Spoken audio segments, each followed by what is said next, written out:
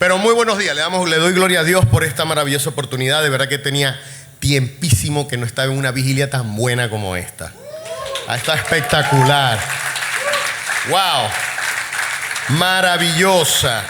Y les voy a invitar a que por favor abran sus Biblias, porque el tiempo está corriendo, en Colosenses capítulo 1. Colosenses capítulo 1. Aparte de los evangelios,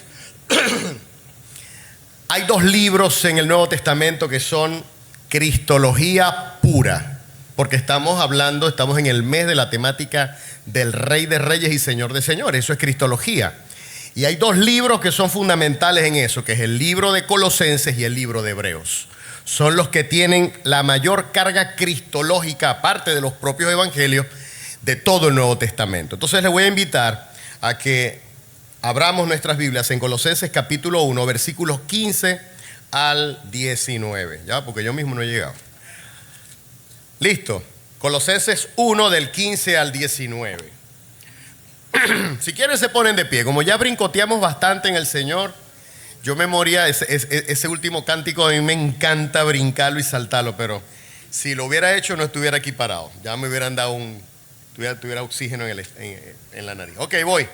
Dice aquí la palabra de Dios del 15 al 19. Hablando de Jesús, Pablo dice: Él es la imagen del Dios invisible, el primogénito de toda creación. Porque en Él fueron creadas todas las cosas, las que hay en los cielos, las que hay en la tierra, visibles e invisibles. Sean tronos, sean dominios, sean principados, sean potestades. Todo fue creado por medio de Él y para Él. Y Él es antes de todas las cosas, y todas las cosas en Él subsisten. Y Él es la cabeza del cuerpo, que es la iglesia. Él, que es el principio, el primogénito de entre los muertos, para que en todo tenga la preeminencia, por cuanto agradó al Padre que habitase en Él toda plenitud. Gloria sea el nombre de Dios. Pueden tomar sus asientos. El rey Felipe II, que gobernó sobre el Imperio Español en el siglo XIV, época más o menos cuando Colón llegó aquí, no, un poquitico más. Él decía: el sol no se oculta sobre mi imperio. El sol no se oculta sobre mi imperio. Es decir, él estaba dando la idea de que el imperio español tenía tantos territorios a lo largo y ancho de todo el globo terráqueo, que nunca la tierra daba una vuelta completa sin que el sol se oscureciera en algunos de esos espacios. Siempre era de día en el imperio español, tal como lo decía Felipe II. Y estamos hablando de un hombre que tenía un ego sobredimensionado. Pero yo les vengo a hablar en esta noche, todos sabemos que vamos a hablar del Señor. Vamos a hablar de un rey que es superlativo, el Cristo superlativo, y así se llama este mensaje. El Cristo superlativo que nosotros encontramos en Colosenses capítulo 1 del 15 al 19. ¿Y por qué escogí ese nombre? Porque superlativo, lo tenemos acá, lo tengo acá, lo busqué así, lo googleé, como dicen los chamos de hoy. El término superlativo significa algo que es muy grande o muy bueno, o que tiene alguna cualidad en su más alto grado. Es un adjetivo masculino que indica el grado más alto o la mayor intensidad de cualidad que puede expresar. Y el Cristo que nosotros tenemos, dice en Filipenses capítulo 2, que una vez que Él se humilló, Él dice Pablo: haya pues en vosotros este sentir que hubo también en Cristo Jesús, el cual no estimó ser igual a Dios como cosa que aferrarse, sino que se despojó a sí mismo, tomando forma de siervo, y estando en la condición de hombre, se humilló a sí mismo, haciéndose obediente hasta la muerte y muerte de cruz. Por lo cual, o sea, la máxima humillación, por lo cual Dios le exaltó hasta lo sumo y le dio un nombre que es sobre todo nombre, para que en el nombre de Jesús se doble todo todos los que están en los cielos, en la tierra, debajo de la tierra, y toda lengua confiese que Jesucristo es el Señor, para la gloria de Dios Padre. A su nombre sea la gloria. Él es el Cristo superlativo por eso, porque Él no solamente tiene posesiones aquí en la tierra, Él es dueño de todo el vasto universo que nosotros podamos contemplar. Amén, a su nombre gloria. Y ese Cristo que es soberano y supremo soberano de la creación, anhela mostrar la supremacía de su poder en tu vida y en mi vida. Te lo voy a volver a repetir. El Cristo que es soberano de la creación anhela mostrar su supremacía, la supremacía de su poder en nuestras vidas. Ahora, ¿cómo puede el Señor demostrar, dueño de la creación? Porque Jesús es eso, es el dueño, el regente, el propietario, el que heredó, el que le fue entregada toda la creación. ¿Cómo Él puede, siendo dueño de la creación, también mostrar su poder soberano en nuestras vidas? Bueno, Él demuestra su soberanía, y aquí viene el acto de fe, a través de 6 características de su carácter, esencia, posición y poder descritas en Colosenses 1 del 15 al 19. Y la primera característica que le permite a Él mostrarse como soberano y mostrar su poder en tu vida es que Él es superior a todo, porque Él es la imagen de Dios. Él es la imagen de Dios. Dice Colosenses 1:15, Él es la imagen del Dios invisible. El Dios invisible. Dice, Él es. Tiempo presente del verbo ser. Él es. No dijo Él fue o Él será. Él es un eterno presente. Él es la imagen. La imagen, la palabra imagen es eikon, que significa la expresión o la representación perfecta de Dios. Es la representación exacta del modelo original y primario de Dios. Cuando nosotros vemos allá en el libro de Hebreos, en el capítulo 1, versículo 3, allí el escritor nos dice, el cual, siendo el resplandor de su gloria y la imagen misma de su sustancia, y quien sustenta todas las cosas con la palabra de su poder, se ha sentado en la majestad en las alturas. Ese es el Cristo que tú y yo tenemos. Un Cristo que no necesita que lo estén cargando. Un Cristo que gobierna sobre toda la creación y que no necesita que le retoquen la pintura. Él es la imagen del Dios que creó los cielos y la tierra. Te lo voy a decir más claro. Él es el retrato del Padre. Mi papá murió el 8 de septiembre. Y yo no conocía al esposo de mi hermana. No lo conocía. Modestia aparte, a veces es incómodo hablar de uno mismo. Pero cuando él me vio, me dijo, sois la gota innata de tu padre. Y en verdad, papá y yo nos parecemos muchísimo. Yo recuerdo que cuando vi por primera vez a George W. Bush, no al padre, sino al hijo, dije, Dios mío, un clon. Y en verdad, es lo que te quiero decir. Jesús es la expresión misma del Padre, es la expresión visible, porque el Dios Todopoderoso, no hay quien lo mire de frente y quede vivo. No hay quien lo mire de frente y quede vivo. En Éxodo 33:20, Dios le dijo a Moisés, no podrás ver mi rostro, porque no me verá hombre y vivirá. Ahora dice allí que es el Dios invisible. La palabra invisible es el Dios no visto, el Dios majestuoso, tan grandioso, con una gloria tan poderosa y potente que es imposible de sostener la mirada. Una persona que se ponga a mirar el sol por 15 minutos es probable que hasta pierda una retina, una de las retinas. Lo mismo, y eso mirando el sol, que es creación de Dios. Cristo es el retrato de Dios Padre. Resulta que en Juan 14:9, Felipe, ya en la última cena, le dice a Jesús, Jesús, pero muéstranos al Padre. Y en Juan 14:9 Jesús le dijo, tanto tiempo hace que estoy con vosotros y no me has conocido, Felipe. El que me ha visto a mí, ha visto al Padre. Es decir, el Padre Padre que es tan glorioso, tan poderoso, tan tremendo, tan incandescente, que nadie ha podido ver cara a cara, Él tomó carne y se nos manifestó para que lo pudiéramos ver. Se dice que en Roma hay un fresco en una cúpula y le llaman el fresco de Guido, y el fresco se denomina Aurora.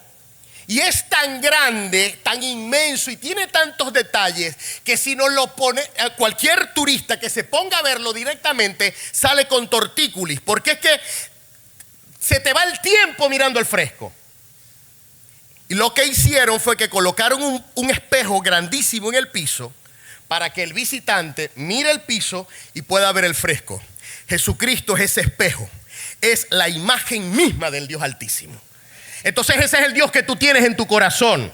Ese es el Dios que derramó la sangre por ti. Ese es el Dios que lo contiene todo y es la imagen misma del Padre Celestial.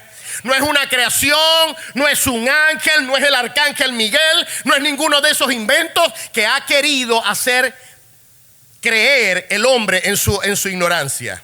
Entonces, y te tengo una última cosita antes de pasar al segundo punto. Y es que en 1 de Juan 4:17 al final nos dice lo siguiente. Dice, pues como Él es, así somos nosotros en este mundo. Nosotros también reflejamos en Cristo la imagen del Padre aquí. Por eso es que Jesús nos dijo, vosotros sois la sal de la tierra, vosotros sois la luz del mundo. Ustedes van a reflejar mi gloria, ustedes van a exponer mi fragancia donde quiera que ustedes lleguen. Ustedes van a conmocionar el mundo. Ustedes son la levadura que va a hacer fermentar la masa. Donde quiera que nosotros estemos, tenemos que revolucionar el lugar donde estamos. Si no, entonces tenemos que revisar cómo nos estamos comportando. Amén. Amados, el Cristo que es soberano de la creación anhela mostrar la supremacía de su poder en nuestras vidas. En primer lugar, entonces, porque Él es la imagen de Dios. En segundo lugar, Él es superior, y por eso es que es el Cristo superlativo, porque Él es superior en toda jerarquía. Dice allí el versículo 15b, Él es la imagen del Dios invisible, el primogénito de toda la creación. Y este es el versículo que les encanta, que hace tripear, como dicen los españoles, hace flipar a los testigos de Jehová diciendo, te fijas, Él es el primer ser creado porque dice que es el primogénito.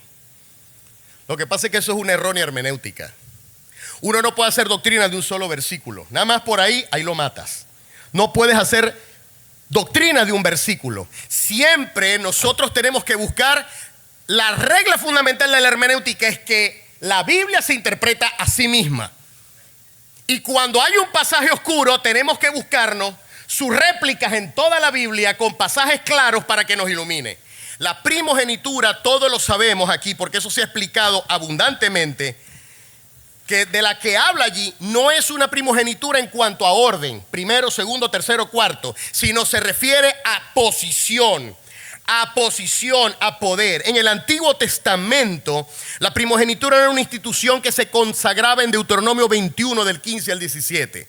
Se hablaba del hijo primogénito, del animal primogénito, pero era lo que estaba mencionando la anciana Nilva, era una imagen, era un tipo.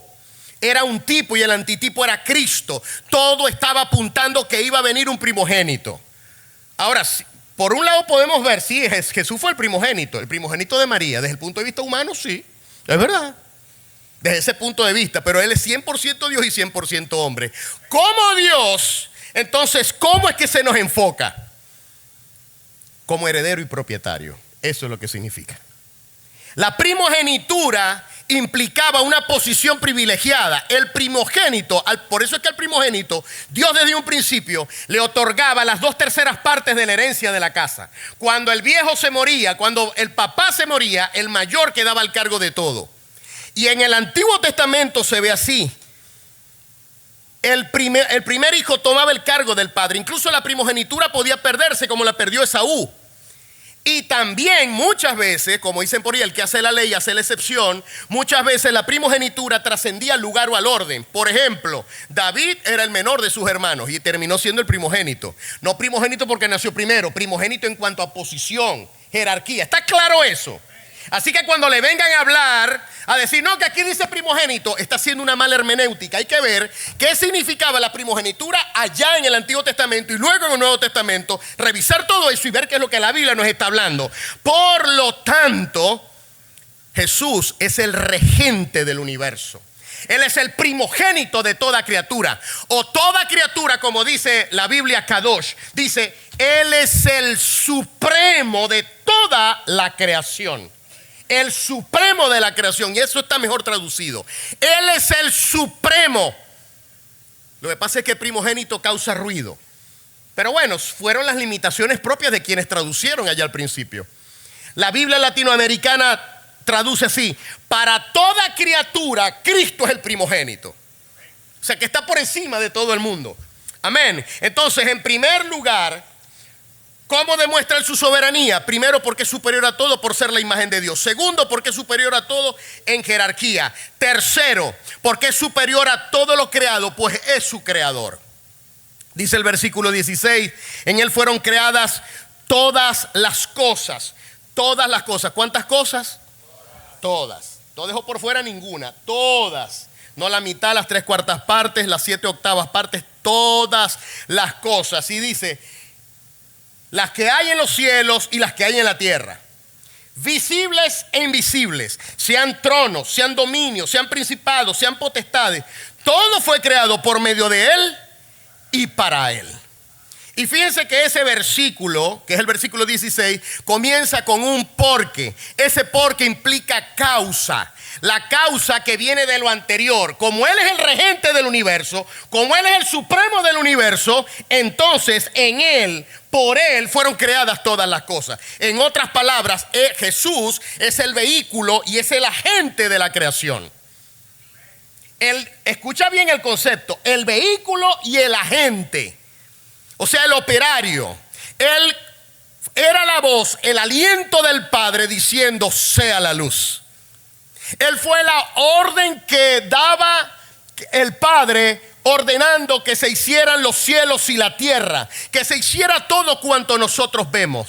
Pablo dice, Cristo es el primogénito, el heredero, el propietario, el administrador, el regente, el supremo. Jesús fue vehículo y agente de la creación. Por lo tanto, es la autoridad máxima.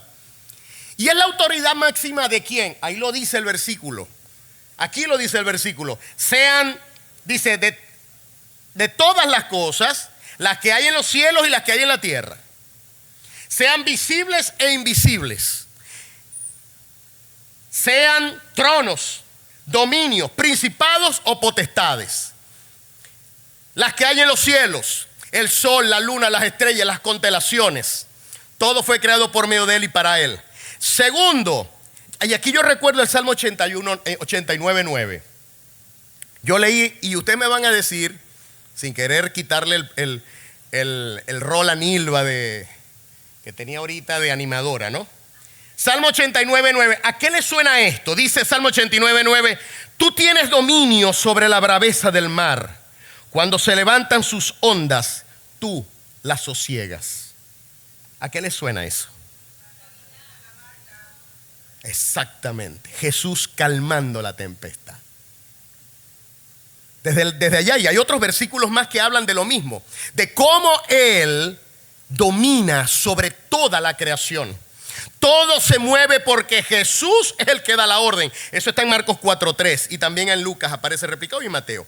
Ahora dice, sol, lunas, estrellas, las cosas visibles, pero también las invisibles. Entonces dice, sean tronos. Es decir, aquí no solamente está hablando de aspectos espirituales, está hablando de aspectos tangibles. Sean tronos, y cuando habla de tronos se refiere a sedes de poder y autoridad. Jesús está por encima de la gobernación del estado Zulia. Jesús está por encima de la alcaldía. Jesús está por encima de la silla que hay en Miraflores. Por encima de esa silla está Él.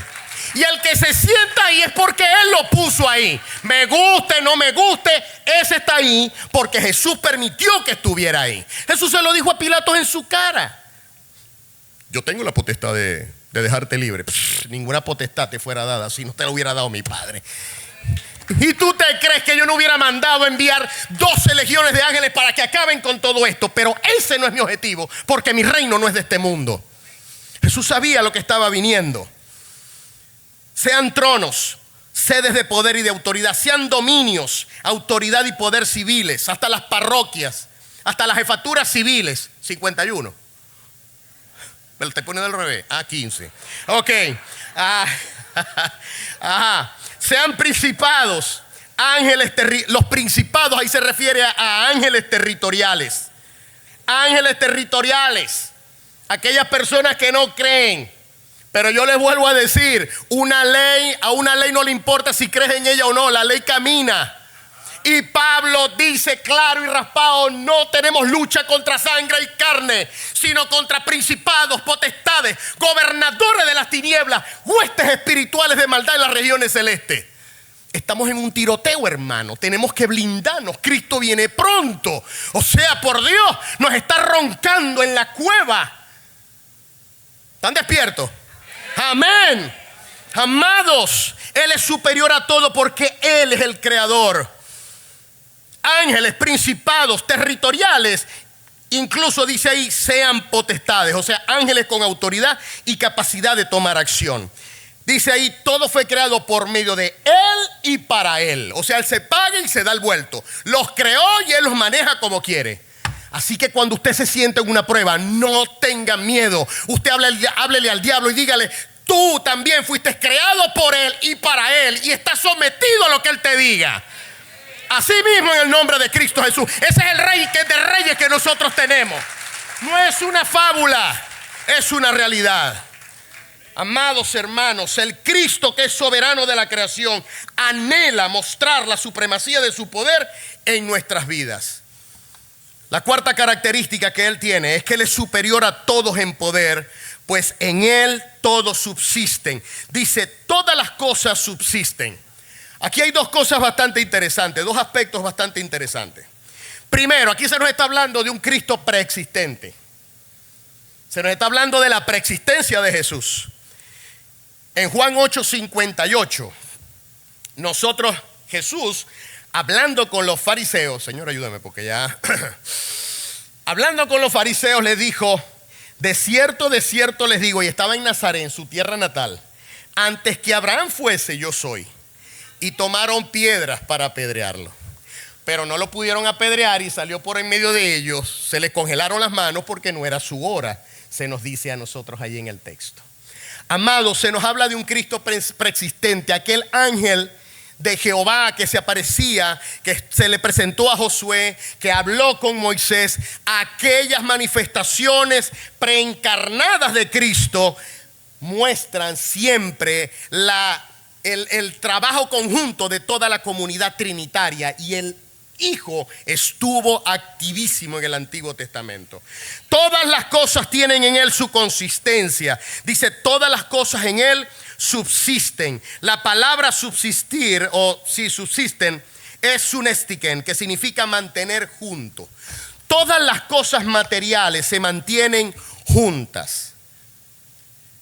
Y vamos a hablar un poquito de la física. Yo no soy Thompson, pero un poquito de física.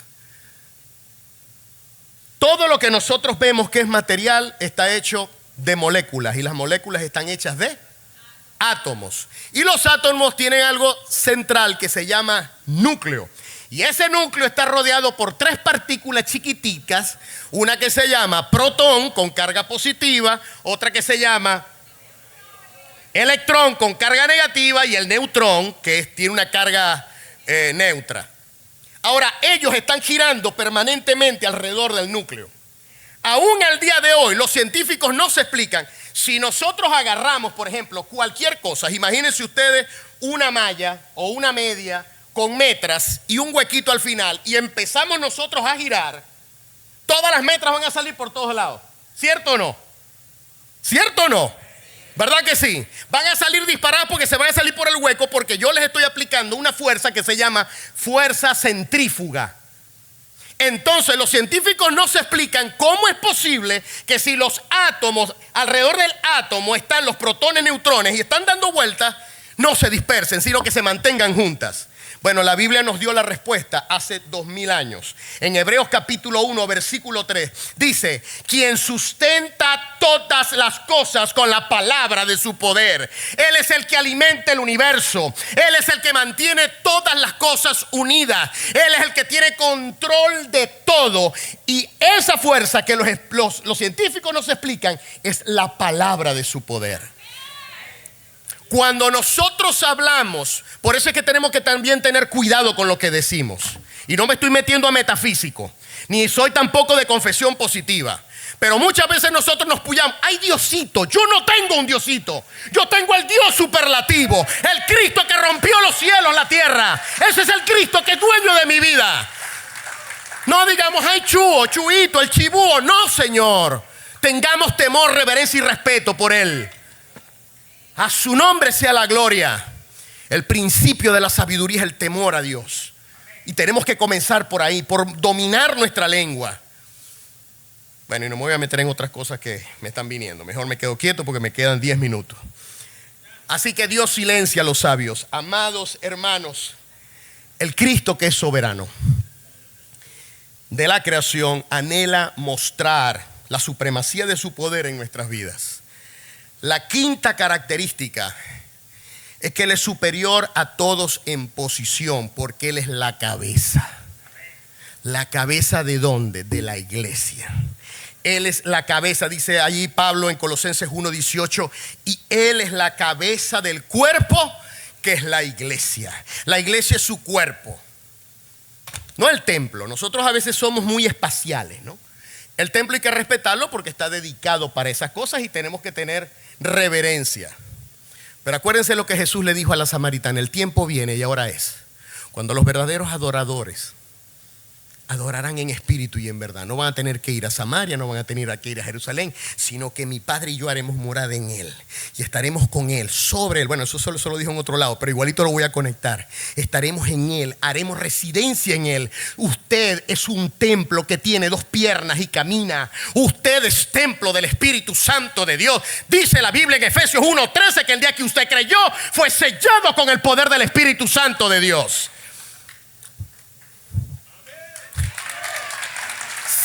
Yo no busco aplausos, los aplausos son para Cristo. Pero si esto no lo emociona, hermano, entonces yo no sé, ¿será que tendremos que inyectar adrenalina en el corazón para que resucite? Amados, la iglesia, nosotros lo leemos y la iglesia es un término tan común, pero en aquel entonces fue una revelación tan grandiosa que recibió Pablo. Porque para un judío era impensable estar en un mismo templo con un gentil cantando un salmo. Era impensable. Impensable. No entraba en su forma de pensar. Los judíos decían: Dios se alegra cuando una gentil pierde un hijo. O sea, porque eran tan nacionalistas que para ellos eso no existía. Y el Señor le reveló a Pablo y fue dando trazas cuando Pedro tuvo aquella visión del lienzo: no llames inmundo lo que ya yo purifiqué. El trabajo de Cristo había sido perfecto y se habían roto, y por eso es que Pablo dice: y la pared que nos era intermedia fue quitada, y ahora de los 2 pueblos hizo uno. Qué tremendo es esto. Se le reventaron los bulbos a Pablo y dijo: Dios mío, esas formaron parte de las revelaciones que él tuvo cuando fue al tercer cielo. A su nombre sea la gloria. Amén. Amados, y en Juan capítulo 15 nos dice: Él es la vid y nosotros somos los pámpanos. Separados de Él nada podemos hacer. O sea que hay posibilidad que un pámpano y lo tiren al fuego. No lo digo yo, lo dice ahí Juan 15. Así que hay que cuidar nuestra salvación con temor y temblor. Si usted cree que la salvación no se pierde, no importa, pero viva como si se cree, como si usted lo creyera. Vívalo así. Vívalo así. Amados, y no me voy a meter ahí, porque si me meto ahí, me llama a las 7 de la mañana el pastor Ender: amado hijo, me enteré que ta. Pero hay un paralelismo entre Jesús y la iglesia. ¿Cuál es el paralelismo? Jesús fue ungido en Betania, incluso fue ungido 2 veces. Los que vinieron el miércoles antepasado a mi mensaje lo expliqué. Cómo él fue ungido primero allá en Capernaum, en el capítulo 7 de Lucas, y fue ungido como sacerdote, y luego en Betania fue ungido como sumo sacerdote. 2 veces fue ungido. La iglesia también fue ungida. A ver, este sí es el propio, 30 minutos. Está jugando Kikiriwiki. Ajá. Jesús fue ungido en Betania. La iglesia fue ungida en Pentecostés. Lo que le ocurre al novio, le ocurre a la novia. Jesús fue ungido y nosotros también fuimos ungidos. Jesús predicó, sanó y liberó. Y Jesús en Marcos 16 le dijo a sus discípulos: y estas señales seguirán a los que creen en mi nombre. En mi nombre hablarán nuevas lenguas. En mi nombre echarán fuera demonios. En mi nombre sanarán a los enfermos. Los morderán serpientes y no les hará daño. Lo que le pasa al novio le pasa a la novia. Jesús era absolutamente santo. La Biblia dice en Juan 15:3: vosotros estáis limpios por la palabra que os he hablado. Es la palabra la que nos lava y la sangre de Cristo nos limpia de todo pecado. Tercero, Jesús fue visto como una amenaza. Él fue visto como una amenaza en su tiempo. La iglesia también es vista como una amenaza. Y en estos tiempos más, con esta cultura del abecedario, usted me entiende, ¿no? El que entendió, entendió. Y si no, busque quien lo asesore. Con la cultura del abecedario, LGBTQ+, X, Y, Z y a la raíz cuadrada y todas las rebanadas que vienen en ese chorizo. Perdone que sea un poquito, pero estoy tratando de meterle adrenalina. Amado, y nosotros, la iglesia históricamente ha sido perseguida. Históricamente ha sido perseguida porque también, como nosotros tenemos un mensaje, o cuando, mejor dicho, cuando la iglesia tiene el mensaje verdadero del evangelio y no lo negocia por intereses, sino que lo trabaja tal cual es, hermano, nos convertimos en una amenaza para el infierno. Y el diablo se va a encargar de buscar la forma de cerrarte la boca a través de cualquier rollo, cualquier olla te va a querer montar. Pero recordemos cómo Pablo le habló a Timoteo y le dijo: mantente irreprensible. Usted, hermano, usted no necesita ser pastor para que también agarre esto. Se lo dijeron a Timoteo, pero también es para nosotros. Mantengámonos irreprensibles. Por último, Jesús resucitó con poder. Lastimosamente, hasta este momento, el reino de las tinieblas a través de la muerte sigue gobernando, pero está herido de muerte. Porque Cristo se levantó de entre los muertos. En Hechos 17:28 dice: porque en Él vivimos y somos y nos movemos. En Él vivimos, somos y nos movemos. Acuérdense lo que dicen por ahí: estamos en el ya, pero todavía no. Estamos en el ya, pero todavía no. Ya nosotros estamos sanos puede ser que yo esté enfermo ahorita, pero tengo una promesa de sanidad. Por eso existen los dones de sanidades.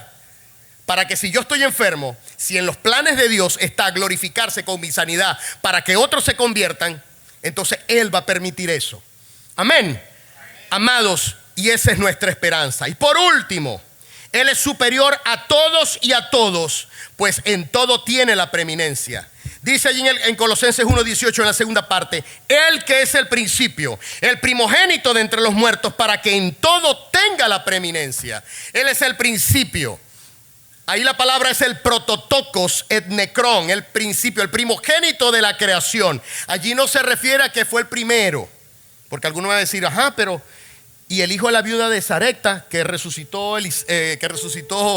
Eliseo, ajá, y Lázaro, ajá, y la hija de Jairo, ajá, y el hijo de la viuda de Naín.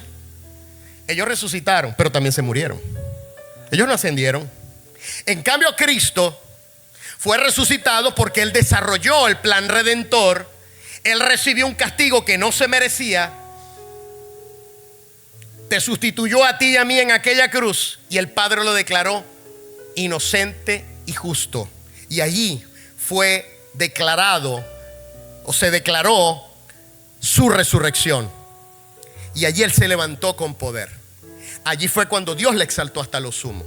Y lo mejor de todo es que en Romanos capítulo 6 versículo 9, cuando habla del bautismo, dice: sabiendo que Cristo, habiendo resucitado de los muertos, ya no muere, la muerte no se enseñorea más de Él. Y lo que le pasó al novio le va a pasar a la novia. Y por eso cuando nosotros fallecemos, la Biblia utiliza un eufemismo y dice que nosotros dormimos, porque tenemos la esperanza cierta de que cuando suene la trompeta, los muertos en Cristo resucitarán primero. Y no precederemos a los que durmieron, sino que después nosotros vamos a ser transformados para recibir a Cristo en el aire. A su nombre sea la gloria. Por eso es que Él tiene la preeminencia. ¿Y cuál es la razón de esa superioridad? ¿Cuál es la razón de esa superioridad? Versículo 19. Por cuanto agradó al Padre que en Él habitase toda plenitud. Que en Él habitase, la palabra habitase significa que en Él se forjara la residencia permanente. Hay un hombre con un cuerpo espiritual, ya no puedo decir de carne y hueso, pero hay un ser humano, un Dios que es ser humano, con un cuerpo que es material, pero que es espiritual también, que atraviesa paredes, que se mueve a velocidades vertiginosas, que está sentado en el trono del centro del universo. Y ese es el Dios que te envió su espíritu, que el espíritu que lo resucitó, lo envió a nuestro corazón. Él es la residencia de todo el poder de Dios. ¿Usted se imagina eso? Por eso era que cuando Él apenas caminaba, los demonios se daban cuenta: ¡y Jesús, Hijo del Dios Altísimo! ¿Para qué has venido antes de tiempo para atormentarnos? Y dice que Él, para que en Él habitase toda plenitud. Plenitud, la palabra plenitud a mí me encanta, es la palabra plíroma, que significa el contenedor. Allí Él es el contenedor de toda la esencia de Dios. Por eso, hermanos, si usted es del cuerpo de Cristo, no hay fuerza del enemigo que se le pueda resistir si usted está alineado y sometido a Él. En conclusión, Cristo es Dios superlativo y todopoderoso, porque Él es la imagen de Dios. Él es el regente de la creación. Él es creador de todo lo visible e invisible. Él es el sustentador de la vida. Su posición es absolutamente suprema. Él es preeminente por encima de todo. Y todo esto se debe a que Él es el gran contenedor absoluto de la esencia divina. A su nombre sea la gloria. Usted y yo estamos en Él. Aplauda con gozo. Póngase de pie. Ese es el Cristo que usted y yo tenemos. A su nombre sea la gloria.